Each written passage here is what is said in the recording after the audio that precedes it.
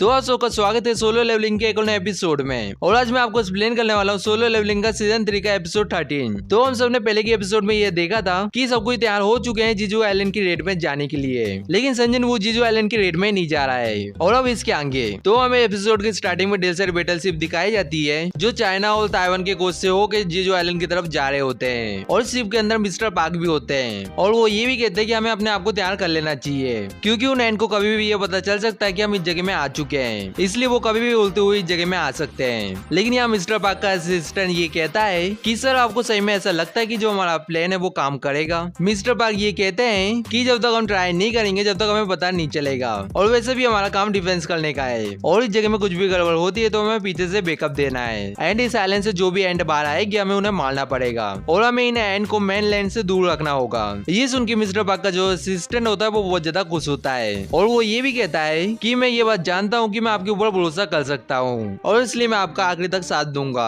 इसके बाद हमें डोंगवू दिखाया जाता है जो अपने वाइस गिल्ड मास्टर से ये कहता है कि अपने पीछे भी ध्यान रखना, लेकिन वाइस गिल्ड मास्टर ये कहती है कि पीछे ध्यान रखने का कोई फायदा ही नहीं है, क्योंकि बस हम नाम के ही डिफेंस टीम है और असलियत में बस हम खड़े रहने वाली टीम है, इसलिए हमें आज के दिन कुछ भी नहीं करना पड़ेगा। डोंगवू उसे ये कहता है कि जितने भी हमारे गिल्ड मेंबर है वो इस शिप के अंदर है और तुम वाइस गिल्ड मास्टर हो, इसलिए तुम्हें अपने मेंबरों के पास जाकर ट्रेनिंग करनी चाहिए। वाइस गिल्ड मास्टर ये कहती है कि मैं क्या ही कर सकती हूँ, और अब ये जानते कि मुझे वाइस गिल्ड मास्टर का बस टाइटल ही मिला है। लेकिन यहाँ डोंगवू वाइस गिल्ड मास्टर के सर में हाथ रखते हुए ये कहता है कि जो हमारा गिल्ड है वो तुम्हारे मेजरमेंट की वजह से इतना ज्यादा ग्रो कर पाया है और इस चीज के लिए थैंक यू। और तुमने इस गिल्ड के लिए बस सिंबल नहीं दिया है, तुम्हारे डिसीजन की वजह से इस गिल्ड का जो एक्टिविटी है वो एक्सपेंड हुआ है और तुमने इतना सब किया है जिसकी वजह से मैं तुम्हारा एहसानमंद हूँ, और वैसे भी मैं मेजरमेंट में बहुत ज्यादा खराब हूँ। वाइस गिल्ड मास्टर ये कहती है कि मुझे आपको वहाँ भेजने में अच्छा फील तो नहीं हो रहा है, लेकिन आप ये पक्का करना कि आप इस जगह में जिंदा वापस आ जाएं। फिर हम ये देखते हैं कि डोंगवू यहाँ से चला जाता है और इसके बाद हमें फेम गिल के पास ले जाया जाता है। लेकिन यहाँ मिस्टर लेम कॉल में चिल्लाते हुए ये कहते हैं कि तुम्हारी हिम्मत कैसे हुई मीन्स उनको वहाँ तैनात करने की, और एंड उस जगह में कभी भी आ सकते हैं, तो इसलिए उसे जल्दी से जल्दी पीछे भेज दो। तुम्हें पता भी है कि उसकी कीमत कितनी है। लेकिन यहाँ फोन वाला बंदा मिस्टर लिम को ये कहता है कि जो लोग तैनात हो चुके हैं उन्हें वापस भेजा नहीं जा सकता। ये सुनने के बाद मिस्टर लिम बहुत ज्यादा हैरान होते हैं और उस बंदे को ये कहते हैं कि माइंस उनको चुपने के लिए बोल देना। इसके बाद हमें ये बताया जाता है कि अंडर सीजन की रिक्वेस्ट की वजह से सारे गिल्ड के अंडरों को साउथ के आइलैंड में डिप्लॉय किया गया है। आगे हमें माइन सिंह दिखाया जाता है जिसकी सब कोई फोटो खींच रहे होते हैं, और हमें ये भी बताया जाता है कि इन सारे अंडरों को साउथ के आइलैंड में इसलिए डिप्लॉय किया गया है क्योंकि रेड सक्सेसफुली हो गया तो ऐसे होने के चांस है कि कुछ म्यूटेंट एंड इस जगह में आ जाएं, और इसलिए सारे अंडरों को इस जगह में तैनात किया गया है। इसके साथ साथ सिटी को भी प्रोटेक्ट करने के लिए भी अंडरों को तैनात किया गया है, और हर एक पार्टी में बी या ए रैंक वाले अंडर लीडर है एंड इनकी पार्टी के अंदर 3 सी रैंक अंडर है और 10 ई रैंक और डी रैंक अंडर है। आगे हम ये देखते हैं कि इस जगह में जूई और मिस्टर सॉन्ग भी होते हैं, और हमें ये भी बताया जाता है कि जिन अंडरों ने रिटायर ले लिया था वो भी इस फाइट को ज्वाइन कर रहे हैं एंड इनके साथ वो अंडर भी फाइट को ज्वाइन कर रहे हैं जो अवेक हुए थे, लेकिन उन्हें अंडर बनना चुना नहीं। एंड इस जगह में 5000 लोग हैं। इसका मतलब ये है कि कोरिया के 50,000 अवेकन लोगों में से 10 में से एक अंडर इस जगह में फाइट करने के लिए आया है। आगे हमें हेलीकॉप्टर दिखाया जाता है जिसके अंदर कोरिया के सारे अंडर होते हैं, और इस हेलीकॉप्टर के अंदर एक कैमरामैन भी होता है जो सबको ये बताता है कि मैं न्यूज एजेंसी का कैमरामैन हूँ और मैं अंडरों की न्यूज को रिपोर्ट करने में स्पेशलिस्ट हूँ। जैसे कि आपको मेरे जॉब के नाम से ये पता चली गया होगा कि मैं अंडरों की फाइट को रिकॉर्ड करता हूँ। इसके बाद कैमरामैन बाइकोनू से हाथ मिलाते हुए ये भी कहता है कि ये जो रेड है वो पूरे वर्ल्ड के सामने लाइव होने वाली है, लेकिन आपको रेटिंग की चिंता करने की कोई जरूरत नहीं है क्योंकि जो लाइव है वो 10 मिनट पीछे रहेगी और जो हमारी एडिटिंग टीम है वो वीडियो को फिल्टर भी कर देगी। बाइकोनू ये कहता है कि मुझे विश्वास नहीं हो रहा है कि इतने खतरनाक मिशन में हमारे साथ एक कैमरामैन चल रहा है, पता नहीं मिस्टर गो ने क्या सोच के ये डिसीजन लिया है। आगे डोंगवू ये कहता है कि एक सक्सेसफुली अंडर वही होता है जो किसी को भी प्रोटेक्ट कर पाए, लेकिन तब भी मिस्टर कैमरामैन तुम्हें अपना ध्यान रखना पड़ेगा। ये सुने बाद कैमरामैन ये कहता है कि देखने जैसा नहीं लग रहा है लेकिन तब भी मैं एक क्लास हंटर हूँ, और हमें इस जगह में ये भी बताया जाता है कि कुछ ऐसे लोग भी है जिन्हें लाइसेंस मिलने के बाद भी वो नॉर्मल लाइफ को जीना पसंद करते हैं क्योंकि इन लोगों को रेड में जाना अच्छा नहीं लगता है, और इस कैमरामैन जैसे बहुत सारे लोग हैं जिनके पास हंटर का लाइसेंस है। इसके बाद कैमरामैन ये कहता है कि मेरे पास 2 काम है और ये मेरा पहला खतरनाक डंजन नहीं है जब मैं फिल्म करने जा रहा हूँ, और मुझे डंजन ब्रेक को भी फिल्म करने भेजा गया है, लेकिन ये पक्का नहीं है कि मुझे पहले के एक्सपीरियंस कितनी मदद करेगी। और इस जगह में कैमरामैन के हाथ भी कांप रहे होते हैं। डोंगवू कैमरामैन को ये कहता है कि तुम्हें इतना नर्वस होने की कोई जरूरत नहीं है। हंड्रेड ऑफिसर ने कैमरामैन को इस बार हमारे साथ इसलिए भेजा है क्योंकि उन्हें ये विश्वास है कि फुल चांस में ये रेड सक्सेसफुली हो जाएगा। ये सुनने के बाद कैमरामैन डोंगवू को थैंक यू कहता है।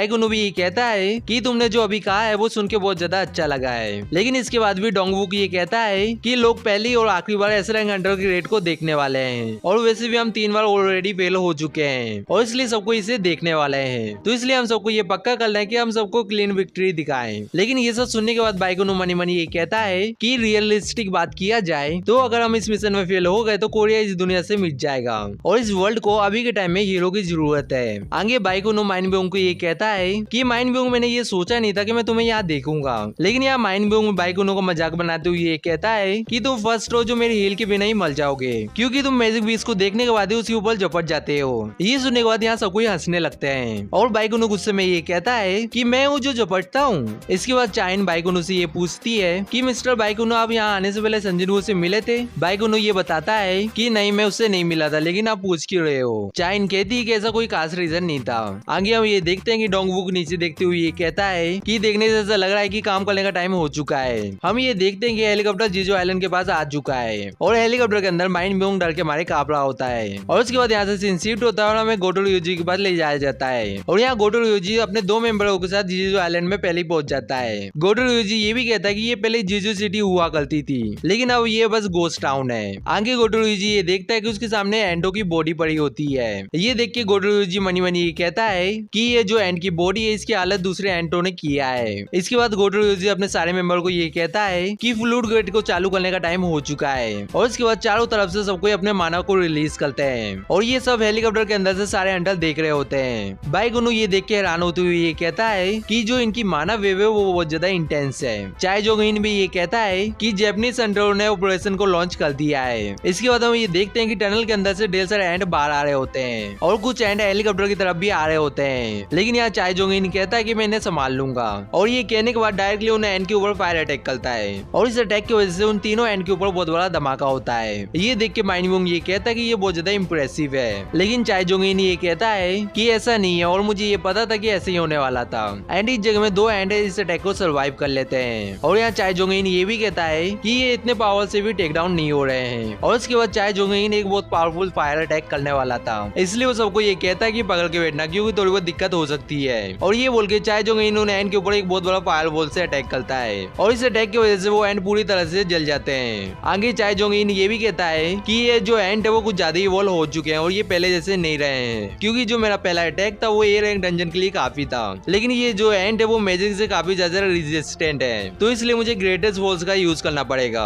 और मुझे ये भी देखना होगा कि ये लोग कितने ज्यादा स्ट्रॉन्ग है। ये बोल के चाय जोगिन डायरेक्ट नीचे कूद जाता है। डोंगवूक चाइन से ये कहता है कि तुम्हें लगता है कि वो ठीक होगा? चाइन डोंगवूक को कहती है कि वो ठीक होगा और वैसे भी जो उसकी फायर पावर है वो मल्टीपल टारगेट में अटैक करने के लिए अच्छी है। आगे हम ये देखते हैं कि चाय जोगिन टनल के अंदर आ जाता है और वो सीधे एंट के ऊपर लैंड करता है और यहाँ चाय जोगिन के बाद ढेर सारी एंट होती है जिसे चाय जोगिन अपने फायर मैजिक का यूज करके उन सबको मार देता है और ये भी कहता है कि जब मैं पहले इन एंट के साथ खेल रहा था जब मैं एक छोटा बच्चा था, मुझे याद है जब भी मैं इन एंट को लाइटर से जलाता था तो इनके अंदर से एक अजीब सी आवाज आती थी, लेकिन अब इनके अंदर से फायर वर्क की आवाज आ रही है। इसके बाद वो बाकी सबको ये कहता है कि तुम नीचे आ सकते हो और ऊपर से सबको ये देख रहे होते हैं कि चाय जोगिन ने सबको जला के रख दिया होता है। ये देख के डोंगवूक भी कहता है कि जो हमने पहले अटेम्प्ट किया था उसकी तरह इसमें बचने का दूसरा रास्ता नहीं है क्योंकि हम टनल के अंदर ट्रैप हो सकते हैं एंड जो जैपनीज हंटर है बस वो 1 ही घंटे के लिए होल्ड कर सकते हैं और इतने टाइम में हमें क्वीन को डिफीट करना पड़ेगा। आगे हम ये देखते हैं कि सबको हेलीकॉप्टर से नीचे कूद जाते हैं और उसके बाद यहाँ से सीन शिफ्ट होता है और हमें डिस्ट्रॉय नंबर 2 काका शिप को दिखाया जाता है और इस शिप के अंदर सुकीमोटो होता है जो ब्लेड गिल्स है। सुकीमोटो ये भी कहता है कि हमें अपने ऑपरेशन को चालू कर देना चाहिए और इसलिए वो जैमिंग सिग्नल को एक्टिवेट करने के लिए बोल देता है। ये सुन के एम्प्लॉई जैमिंग सिग्नल को एक्टिवेट कर देता है और हमें ये दिखाया जाता है कि सैटेलाइट का यूज करके ये लोग जीजू आइलैंड की तरफ जैमिंग सिग्नल को भेज रहे होते हैं। सुकीमोटो मनी मनी ये भी कहता है कि ये जो एंट है वो अपनी क्वीन की मदद की आवाज को नहीं सुन पाएंगे।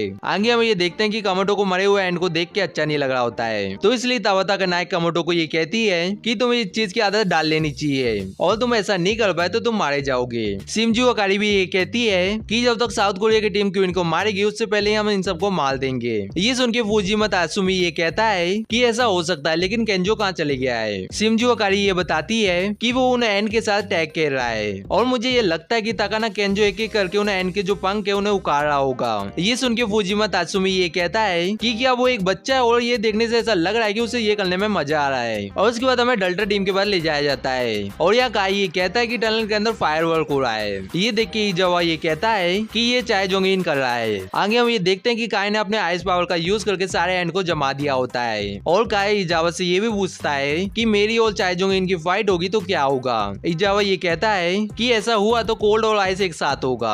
इसके बाद हमें टनल के अंदर ले जाया जाता है और अंदर ये लोग बोल रहे होते हैं कि ये जगह बेनो का दाम है जो अपनी सुंदरता की वजह से बहुत ज्यादा फेमस है, लेकिन अभी बस ये एक वेस्टलैंड है। और यहाँ चाय जोंग इन भी ये कहता है कि मैं अपने फ्लेम प्रिजन का यूज अपने एनिमी को बांधने के लिए करता हूँ, लेकिन मैं अभी इसका यूज सील की तरह कर रहा हूँ और इसकी वजह से जो बी रैंक और उससे नीचे के एंड होंगे वो इसके अंदर नहीं आ पाएंगे और अब मैं हमारे जाने का रास्ता भी ढूंढ लेता हूँ। और ये बोल के चाय जोंग इन ढेर सारे फायरवॉल को क्रिएट कर लेता है और अपने चारों तरफ फायर कर देता है, लेकिन जो फायरवॉल्स होते हैं वो रिफ्लेक्ट कर रहे होते हैं। ये देख के बाइकुनो भी पैनिक हो जाता है और वो ये कहता है कि तुम क्या कर रहे हो, ये खतरनाक हो सकता है। चाय जोंग इन ये कहता है कि ये जगह एक लेबरेंथ की जैसा है और अगर हम कोई से भी गलत रास्ते में चले गए तो हम इस फायरवॉल्स की जैसे जगह में वापस आ जाएंगे। आगे हम ये देखते हैं कि चाय जोंग इन को एक रास्ता मिल जाता है और चाय जोंग इन उस टनल की तरफ देखते हुए ये कहता है कि ये जो टनल है वो कुछ ज्यादा ही अंदर है जिसकी वजह से फायरवॉल फूटे नहीं, इसलिए चाय जोंग इन ये समझ जाता कि ये टनल सही रास्ता है। इसके बाद चाय जोंग इन सबको ये कहता है कि हमें इस टनल के अंदर जाना है क्योंकि ये सही रास्ता है। बाइकुनो ये देख के बहुत ज्यादा इंप्रेस होता है और मनी मनी ये कहता है कि चाय जोंग इन हमारी टीम में ये बहुत ज्यादा अच्छी बात है। इसके बाद चाय जोंग इन सबको टनल के अंदर जाने के लिए कहता है और इसके बाद यहाँ से सीन शिफ्ट होता है और हमें संजिनवू के पास ले जाया जाता है और इस जगह में संघ अपने डेली मिशन को पूरा कर रहा होता है और इसके बाद जो संघ का स्टेटस होता है वो हमें दिखाया जाता है। और यहाँ संघ मनी मनी ये भी सोच रहा होता है कि ये जो एरिया वो यूजुअली खाली रहता है, लेकिन आज के दिन यहाँ एक भी पर्सन नहीं है। लगता है कि जो जीजू आइलैंड का ब्रॉडकास्ट है वो स्टार्ट हो चुका है और जो साउथ कोरिया और जापानीज एस क्लास हंटर है वो बहुत ज्यादा पावरफुल है, इसके ऊपर कोई भी डाउट नहीं है और इसलिए मुझे ब्रॉडकास्ट देखने की कोई जरूरत नहीं है। और मैं ये जानता हूँ कि वो मेरे बिना भी इतने केपेबल हैं कि वो इस रेड को सक्सेसफुली कंप्लीट कर दे। और इसके बाद यहाँ से सीन शिफ्ट होता है और हमें टनल के अंदर ले जाया जाता है जहाँ टनल के अंदर जितने भी एंड होते हैं ये उन लोगों को मार देते हैं। और यहाँ चाय जोंग इन ये कहता है कि जो हमारा अंदाजा था वो एकदम सही था क्योंकि इस टनल के अंदर बस कुछ ही एंड थे। मिस्टर लिम भी ये कहता है कि ये जो क्रीचर है मैं इन्हें पहली बार देख रहा हूँ और ये क्वीन के रॉयल गार्ड है तो ये बहुत ज्यादा वीक है और उनकी आंखें को देखो वो कितनी ज्यादा बिगड़ी हुई है। लगता है कि ये एंड इस टनल को गार्ड करने के लिए इवॉल्व हुए हैं और इसका एक ही मतलब है कि हमारे लिए चीजें आसान होने वाली है और अगर ये रॉयल गार्ड नहीं है तो हम अपनी फायर पावर का यूज करके इन्हें खत्म कर सकते हैं। ये सब देख के लाइम यूंग ये कहता है कि तुम्हें सही में लगता है कि क्वीन इस जगह में होगी, क्या होगा वो अपने बच्चों को धोखा देके इस जगह से भाग गई हो तो। बाइकुनो ये सुन के ये कहता है कि ये चीज होना इम्पॉसिबल है क्योंकि बस वो एंट है और वैसे भी हम लोग एक आइलैंड के अंदर है जिसकी वजह से ये कहीं भी नहीं भाग सकते। लेकिन यहाँ कैमरामैन भी मनी मनी ये कहता है कि ये जगह कुछ ज्यादा ही डार्क है, इसलिए क्या मेरा कैमरा इस जगह को रिकॉर्ड कर पा रहा होगा। वैसे मुझे पूरी उम्मीद है कि जो हेडक्वार्टर है वो अच्छी एडिटिंग कर लेंगे। इसके बाद सब कोई टनल के एंड में पहुंच जाते हैं। चाय जोंग इन सबको ये कहता है कि इस तरफ देखो और इस जगह में सबको ये देखते हैं कि इस जगह में ढेर सारे एंट एक होते हैं। ये सब देख के बाइकुनो ये कहता है कि ये सब इस जगह में है तो इसका मतलब ये है कि एंट क्वीन भी आसपास ही होगी। चाय जोंग इन भी ये कहता है कि हमने जो पहले एंट को मारा था वो इस जगह को प्रोटेक्ट कर रहे थे और इसलिए मैं इन सब एग को आग लगा देता हूँ। लेकिन यहाँ चाइन कहती है कि इस जगह में जितनी भी एग फूट है ये उनसे सबसे बड़ा है। लैंग ब्यूंग ये देख के ये कहता है कि ये जो एग है वो एंड का हो ही नहीं सकता और पता नहीं इस एग के अंदर से कौन सी चीज बाहर आई है, क्या इसके अंदर से कोई रॉयल कार्ड निकला है। लेकिन यहाँ बाइकुनो ये कहता है कि जो हमारा गोल है वो क्वीन को डिफीट करना है और बाकी सारी चीजों को भूल जाओ। इसके बाद बाइकुनो मनी मनी ये कहता है कि मैं लाइम ब्यूंग को ये बोलने के लिए ब्लेम नहीं कर सकता और वो पीछे क्यों हटना चाहता है मैं ये बात भी अच्छे से जानता हूँ। वो इन मॉन्स्टरों की वजह से पीछे हटना चाहता है। और उसके बाद यहाँ से सीन शिफ्ट होता है और हमें टीम चार्ली के पास ले जाया जाता है और इस जगह में शिमुजू अकारी ये कहती है कि केंजो तुम बहुत ज्यादा हॉट मैस हो। तकाना केंजो ये कहता है कि मैंने जितना सोचा था उससे ज्यादा मुझे इसे उड़ने वाली एंड ने दिक्कत दी है। उन्होंने मेरे ऊपर मिलिट्री टैक्टिक का यूज करके अटैक किया था और मुझे ये लगता है कि मैंने 30 उड़ने वाले एंड को मारा है, लेकिन वो मेरे कंधे और मेरे कमर में चोट देने में कामयाब हो गए। ये सुन के शिमुजू अकारी ये कहती है कि तुम ये चाहते हो कि मैं तुम्हें हील करूं तो तुम्हें इस चीज का प्राइस देना पड़ेगा। तकाना केंजो से ये कहता है कि कठोर बनना बंद करो और शिमुजू मुझे हील करो। लेकिन यार शिमुजू ये कहती है कि मैं पैसे नहीं मांग रही हूँ, मैं तुमसे कुछ और चीज मांगना चाहती हूँ। ये सुनने के बाद तकाना केंजो ये कहता है कि तुम्हें क्या चाहिए और तुम्हें ये भी बताया कि तुम मुझसे ज्यादा कमाती हो और तुम अभी भी बहुत ज्यादा यंग हो, लेकिन तब भी तुम पैसे के लिए इतनी पागल क्यों हो। और इसके बाद तकाना केंजो दूसरी तरफ देखते हुए ये कहता है कि जल्दी करो, इस जगह में और एंड आते जा रहे हैं। लेकिन इस जगह में हम ये देखते हैं कि शिमुजू अकारी का गर्दन कट चुकी होती है। ये देख के फुजिमा और तकाना केंजो बहुत ज्यादा हैरान होते हैं। इसके बाद तुरंत तकाना केंजो ये कहता है कि ध्यान रखना ये आसपास ही है और ये कह के वो डायरेक्ट बड़े वाले एंड के ऊपर अटैक करने के लिए जा रहा होता है। लेकिन यहाँ तकाना केंजो का भी गर्दन कट जाता है। ये देखने के बाद तात्सुमी बहुत तेज चिल्लाता है और उसके ऊपर अटैक करने के लिए जा रहा होता है, लेकिन यहाँ तात्सुमी की भी गर्दन कट जाती है और ये एपिसोड यहीं पे खत्म होता है। और अभी तक आप लोगों ने वीडियो को लाइक नहीं किया है तो वीडियो को लाइक करके चैनल को सब्सक्राइब कर लो। और मैं आप सबको ये बता दूं कि 400 लाइक के बाद ही नेक्स्ट वीडियो आएगी। और मैंने लाइक टारगेट को इसलिए इंक्रीज कर दिया है क्योंकि आप लोगों ने पहले वाले लाइक टारगेट को कंप्लीट नहीं किया था, और आप लोग जब तक लाइक टारगेट को कंप्लीट नहीं करते हो जब तक मैं दूसरी वीडियो भी बना पाऊंगा। और जाने से पहले हमारे मेंबर जेसन सिंह और ओनकल पाटिल को एक बहुत बड़ा शाउट आउट। और हम सब मिलेंगे किसी नेक्स्ट वीडियो में। सायोनारा।